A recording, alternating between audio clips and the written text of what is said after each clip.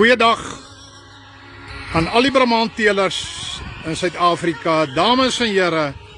'n Elite veiling in Tabazimbi, 1 Februarie 2024, Limpopo provinsie. Louma boerdery net die best, saam met Gerdia Brahmane en Swarthoek boerdery bied ons een van die beste elite veilings vir die Brahman bedryf aan op die plaas. Hierso is van ons 3-in-1 koeie met ongelooflike kalvers.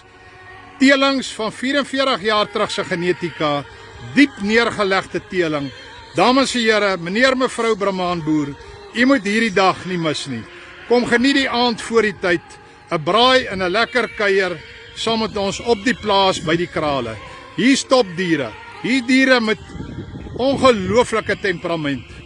Diere met melk, funksionele diere, veldiere, hardwaterdiere, aangepas tot in die ooste van die Vrystaat se suurvelde pas hierdie diere aan. Dames en here, hierdie is nie net Brahman beeste nie. Hierdie is Brahman genetika wat opgeteel is die afgelope 5 jaar uit van die beste genetiese lyne, manlik en vroulik in die land, uitgekies en opgeteel na beter vlakke toe.